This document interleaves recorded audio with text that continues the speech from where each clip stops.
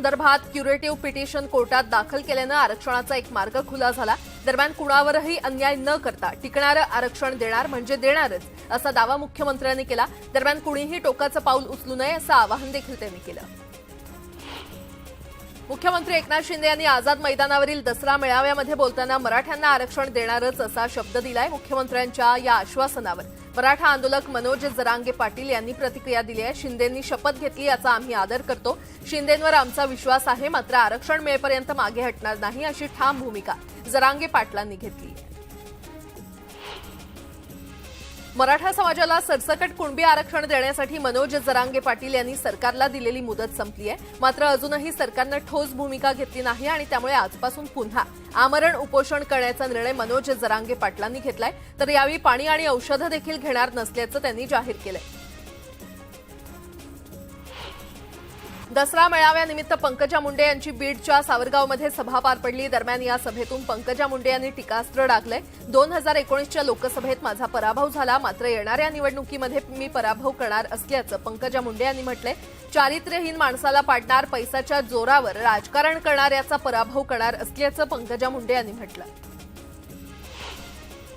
रोहित पवारांच्या युवा संघर्ष यात्रेचा आजचा दुसरा दिवस आहे। वढू तुळापूर संभाजी महाराजांच्या समाधीपासून यात्रेला सुरुवात झाली आहे। कर्जत जामखेडचे आमदार रोहित पवार यांच्या युवा संघर्ष पदयात्रेला सुरुवात झाली आहे। पुण्यातून या संघर्ष यात्रा ही सुरू झालेली आहे। पुणे ते नागपूर असं 800हून अधिक किलोमीटरची ही पदयात्रा आहे।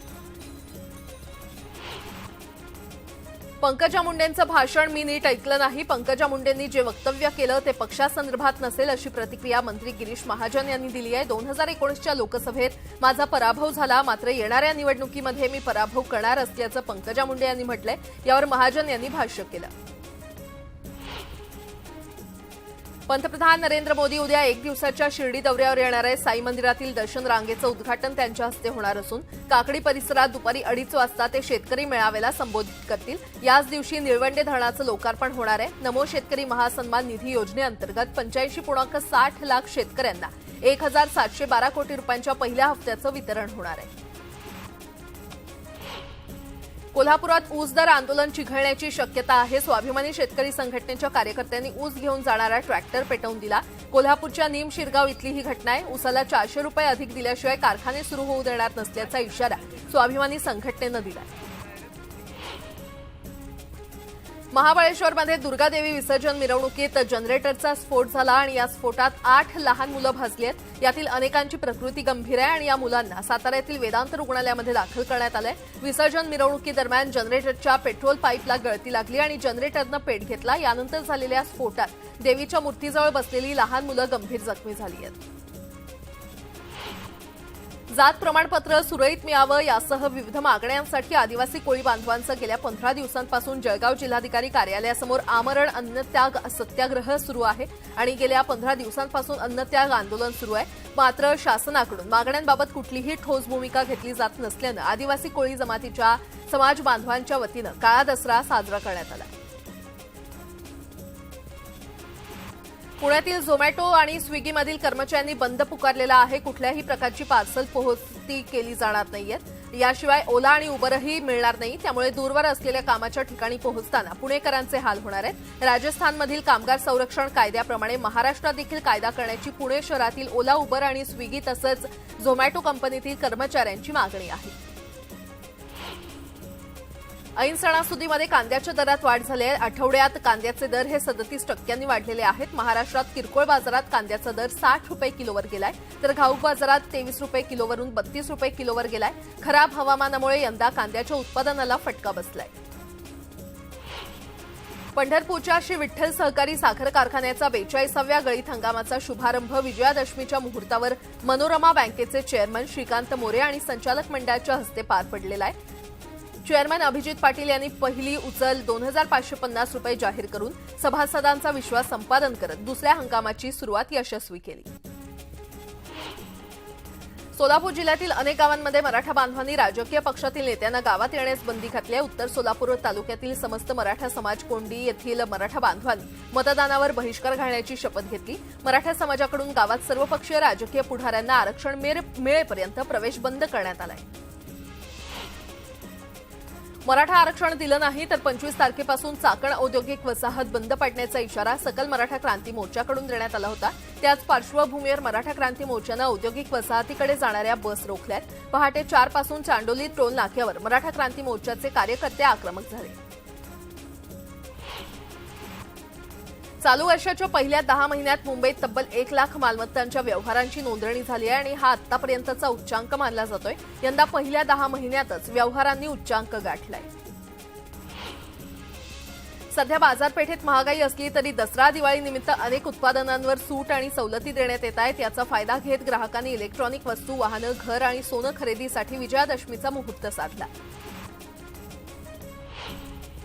धुळे जिल्ह्यातील बोरकुंड शिवारात बिबट्यानं केलेल्या हल्ल्यात 5 वर्षीय बालकाचा दुर्दैवी मृत्यू झाला। स्वामी दीपक रोकडे असं या मृत बालकाचं नाव असून तो आपल्या आजोबांसोबत शेतात गेला होता। 2 दिवसात जर बिबट्याचा बंदोबस्त झाला नाही तर तीव्र स्वरूपाचं आंदोलन छेडण्यात येईल असा इशारा गावकऱ्यांनी दिला। सांगली जिल्ह्यातील विटा इथे 150 वर्षांची ऐतिहासिक परंपरा असलेली पालखी शर्यत मोठ्या उत्साहात पार पडली। अत्यंत रोमहर्षक झालेल्या या पालखी शर्यतीत 5 वर्षांनंतर विट्याच्या पालखीनं बाजी मारली आणि गांधी चौकातील काळेश्वर मंदिरापासून सुरू झालेली ही शर्यत सीमोल्लंघन मैदानापर्यंत पार पडली। देहू रोड इथे देखील 40 फुटी रावणाचं दहन करण्यात आलं। यावेळी राम, लक्ष्मण आणि हनुमानाची मिरवणूक बाजारपेठेतून काढण्यात आली। रावण दहन करताना मोठ्या प्रमाणात फटाक्यांची आतषबाजी करण्यात आली। केंद्रीय आरोग्य राज्यमंत्री डॉक्टर भारती पवार यांच्या उपस्थितीमध्ये मनमाडला भाजपतर्फे रावण दहन कार्यक्रम आयोजित करण्यात आला होता। यावेळी 40 फुटी रावणाचं दहन करण्यात आलं आणि यावेळी मोठ्या संख्येनं नागरिकांनी हजेरी लावली। जळगाव जिल्ह्यातील जामनेर शहरात दसरा मैदानावर रावण दहन कार्यक्रम पार पडला। या कार्यक्रमाला मंत्री गिरीश महाजन हजर होते आणि यावेळी मोठ्या प्रमाणावर फटाक्यांची आतिषबाजी करण्यात आली।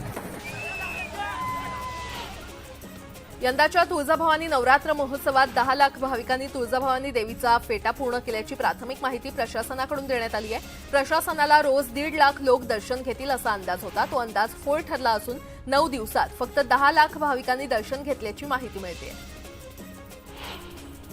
धाराशिव जिल्ह्यात 125 पेक्षा जास्त गावात नेत्यांना गावबंदी करण्यात आलेली आहे। काही दिवस आधी गावबंदीचे फलक झळकलेल्या गावाची संख्या 60 इतकी होती, मात्र मागील 2 दिवसात ही संख्या दुपटीनं वाढत असून 125च्या पुढे गेलेली आहे। रत्नागिरी जिल्ह्यातील दापोलीतील ब्रिटिशकालीन पोलीस स्टेशन अखेर जनतेसाठी खुलं करण्यात आलेलं आहे। दापोलीतील ब्रिटिशकालीन पोलीस स्टेशनला 1 वर्षापूर्वी आग लागली होती आणि त्यामुळे दुरुस्तीच्या कामासाठी हे पोलीस स्टेशन बंद करण्यात आलं होतं आणि याचं काम पूर्ण झाल्यानं आता हे पोलीस स्टेशन सुरू करण्यात आलंय।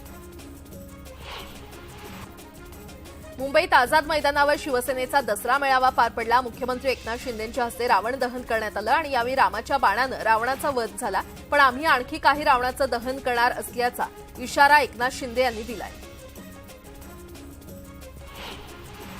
आम्ही हिंदुत्वासाठी सत्ता सोडली, हे सत्तेसाठी लाचार झाले। बाळासाहेबांनी ज्यांना आपल्याजवळ उभं होऊ दिलं नाही त्यांच्यासोबत गेल्याची टीका एकनाथ शिंदे यांनी केली। एक फूल एक हाफ, कधीही शिवसेना काँग्रेसमध्ये विलीन करतील असं म्हणत नाव न घेता उद्धव ठाकरेंना त्यांनी टोला लगावलाय।